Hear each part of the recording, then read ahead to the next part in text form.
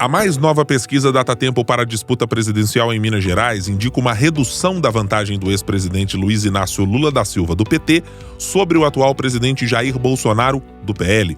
Vamos aos números. Primeiro, da pesquisa estimulada, quando o nome dos candidatos é apresentado ao eleitor. Na pesquisa realizada em abril, Lula aparecia com 44,4% das intenções de voto. Em maio, oscilou para 44,8%. Em julho, o petista foi para 45,1%.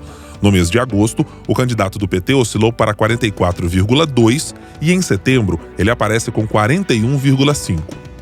Jair Bolsonaro, por sua vez, tinha 29,95% em abril, depois passou para 28% em maio, foi a 30% em julho, avançou para 33,1% em agosto e agora tem 35,1%. Em terceiro, o candidato do PDT, Ciro Gomes, registrou 4,55% em abril, passou para 6,6%, caiu para 4,3%, subiu para 5,2% e agora tem 6,7%.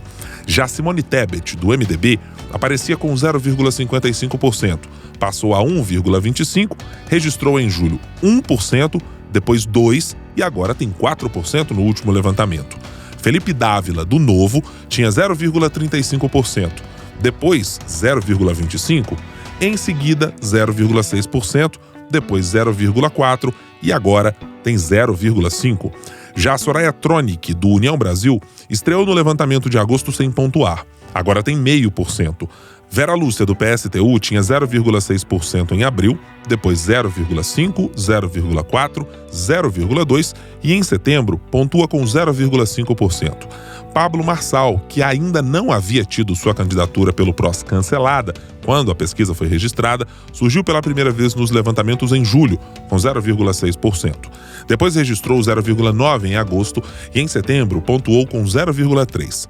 José Maria Emael, do Democracia Cristã, tinha 0,05% em abril, depois 0,3%, não pontuou em julho, registrou 0,1% em agosto e agora repetiu 0,1%. Leonardo Péricles, do Unidade Popular, não pontuou em abril, registrou 0,05% em maio, voltou a não pontuar em julho e agosto e agora registrou 0,1%. Sofia Manzano, do PCB, não pontuou em abril, registrou 0,15%, depois 0,2%, depois 0,2% outra vez e agora não pontuou. Padre Kelmon, do PTB, que passou a substituir Roberto Jefferson nesse levantamento, não pontuou. Os eleitores que pretendem votar em branco ou nulo, ou que dizem que não votarão em ninguém, eram 8,15% dos eleitores em abril, depois 7,6% em maio, 7,2% em julho, 6,9% em agosto e 4,8% em setembro. Os que não souberam ou não responderam eram 5,55% em abril, depois 6,5%, 7,4%, 6,5% e agora 6%. Agora vamos aos dados da pesquisa espontânea, quando o nome dos candidatos não é apresentado ao eleitor. Nessa modalidade, Lula tinha 35,8% das intenções de voto em abril, depois 37,7% em maio, 38,6% em julho, 39,4% em agosto e 37,9% em setembro. Jair Bolsonaro registrava em abril 25,65% das intenções, depois 25,1%, 26,9%, 30,6% e agora 33,3%. No caso de Ciro Gomes, o candidato tinha 1,1%, depois 2%, depois 1,5%, na sequência 1,8% e agora 3,9%. Outros candidatos foram citados por 1,8% em abril, depois 2,4%, 1,6%, 1,6% novamente e em setembro 2,3%. Na espontânea, os que declaram voto em branco ou nulo, que dizem que não votarão em ninguém, eram 10,65%. Depois, 10,5%. Na sequência, 9%. Depois, 8,3% e agora somam 6,1%.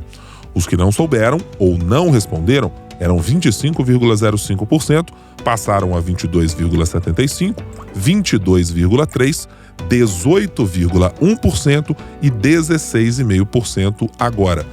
Quando considerados apenas os votos válidos nessa eleição, Lula tem hoje 46,5% no primeiro turno, contra 39,3% de Jair Bolsonaro. O Datatempo também mediu as intenções de voto em um eventual segundo turno entre Lula e Bolsonaro. Neste caso, o petista somava 53,1% em abril deste ano, depois chegou a 53,9% em maio, passou a 52% em julho, registrou 50,1% em agosto e, nesse momento, tem 47,7%, segundo a última pesquisa. Jair Bolsonaro, por sua vez, tinha 34,4%, depois 33,2%, passou a 34,3%, avançou para 37,9% e agora soma 41,4%. Os eleitores que declaram voto em branco ou nulo ou que dizem que não votarão em ninguém eram 9,4% em abril, depois 9,9%, 10,2%, 8,6% e agora 7,3%. Os que não souberam ou não responderam foram 3,1% em abril, 2,9% em maio, 3,5% em julho, 3,4% em agosto e em setembro somam 3,7%. Considerando apenas os votos válidos no segundo turno, Lula tem em Minas 53,5% das intenções de voto e Bolsonaro, por sua vez, alcança 46,5%. A pesquisa Datatempo foi contratada pela Sempre Editora. Os dados foram colhidos entre os dias 5 e 9 de setembro por meio de 1.500 entrevistas domiciliares.